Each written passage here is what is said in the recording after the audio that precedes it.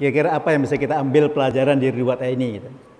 Karena kan kita tadi ya, saya katakan di awal bahwa ketika ayat ini bercerita tentang orang Bani Israel, itu bukan hanya sekedar dijadikan pengetahuan tentang cerita perjalanan orang Bani Israel. Tapi kalau Al-Quran ini diturunkan untuk Nabi Muhammad, untuk sebagai kitabul hidayah, maka kita harus apa? Kita bisa mengambil pelajaran. Nah, mengambil pelajaran. Apa pelajaran yang pertama? Pelajaran yang pertama, bahwa ketika Nabi Musa telah diselamatkan oleh Allah bersama dengan Bani Israel untuk bisa melewati tadi ya, Laut Merah. Kemudian mereka minta apa? Minta untuk dijadikan, untuk apa? Diturunkan pedoman hidup. Ya, diturunkan pedoman hidup. Kenapa? Karena pedoman hidup itu ketika Allah turunkan, itu bagian dari nikmat Allah. Ya, makanya Allah katakan, Nun wal qalami wa ma yasturun ma anta bi ni'mati rabbika bimajnun. Apa yang dimaksud bi ni'mati rabbika? Itu dengan Al-Qur'an. Tadi ma anta, bahwa engkau ya Rasulullah bi ni'mati rabbika, dengan nikmat yang Allah turunkan pada Rabb kalian, nikmat yang dari Rabb kalian itu yang dimaksud. Sebagian mufassir mengatakan itu Al-Qur'an. Tadi engkau dengan diberi Al-Quran yang merupakan nikmat dari Tuhanmu, itu kamu bukan orang gila. Ya, karena orang-orang musyrik menganggap Nabi Muhammad dengan Al-Qurannya itu kemudian menjadi gila gitu kan. Kenapa? Karena tidak seperti yang mereka lakukan, keluar dari tradisi yang mereka lakukan, maka dianggap gila. Ya. Nah, oleh karena itu, ketika kitab Taurat itu merupakan nikmat dari Allah untuk dijadikan pedoman hidup buat orang Bani Israel, tapi setelah mereka dapatkan, kemudian kitab Tauratnya diapain? Kitab Tauratnya diabaikan. Nah, sama Al-Quran ini merupakan nikmat Allah untuk dijadikan pedoman hidup buat kita. Agar apa? Agar kita selamat dunia akhirat. Agar kita mendapatkan fid dunya hasanah wa fil akhirati hasanah wa qina adzaban nar. Tapi apa? Kebanyakan kita sama seperti yang dilakukan oleh orang-orang Bani Israel. Minta, tapi setelah itu diabaikan. Kita sudah diberi Al-Quran, tapi kita mencari apa? Mencari pilihan-pilihan lain. Makanya dalam Al-Quran katakan, wa ma kana lil mu'minin wala mu'minatin idza qadallahu wa rasuluhu amran ay yakuna lahumul khiyaratu min amrihim. Apa artinya?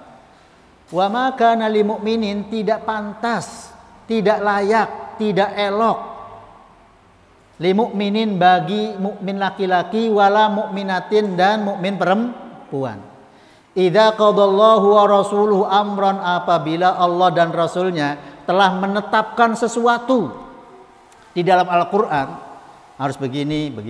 Itulah pedoman yang Allah turunkan kepada kita sebagai wujud Rahman Rahim Allah, sebagai bentuk kasih sayang Allah.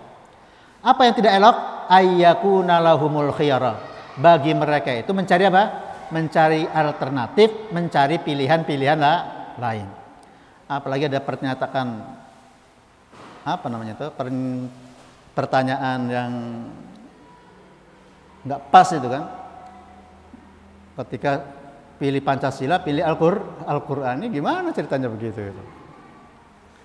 Ya, orang mukminnya pasti memilih Al-Quran, betul ya?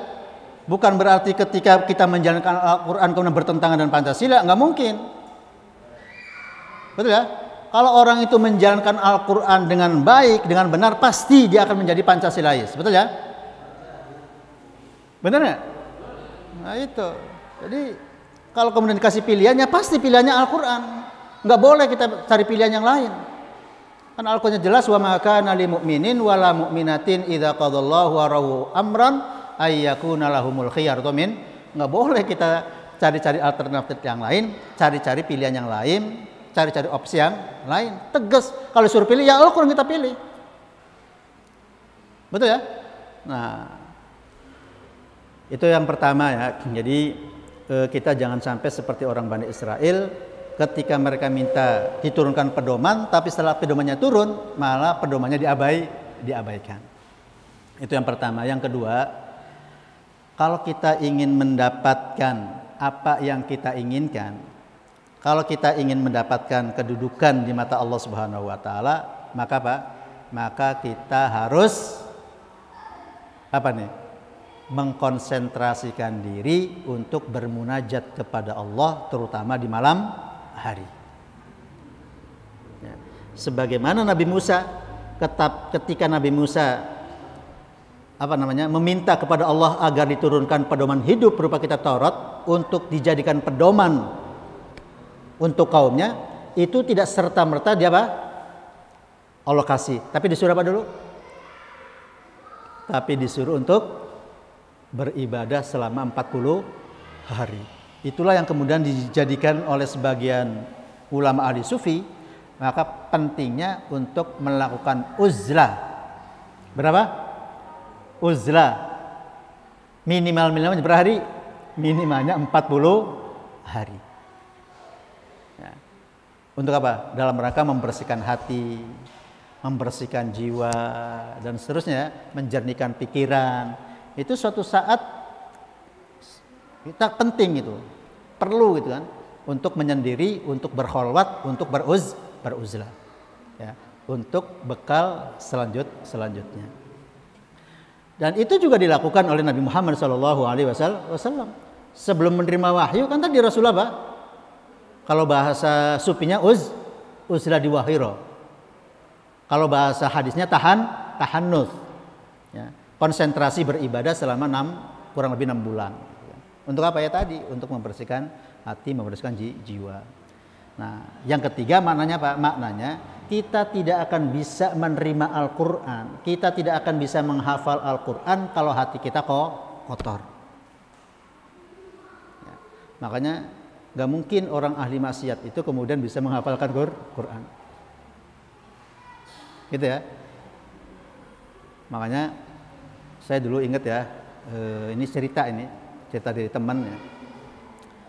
Ketika ada salah seorang mahasiswa, dia ya sedikit urakan lah ya, bukunya panjang, kemudian semacam lah ya.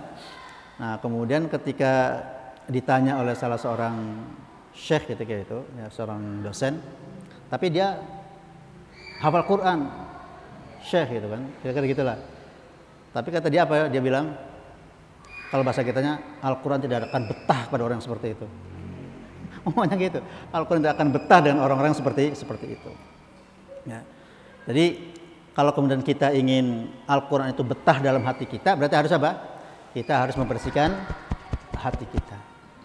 Karena Al-Quran itu merupakan kitab suci, maka Al-Quran hanya betah di hati orang-orang yang bersih.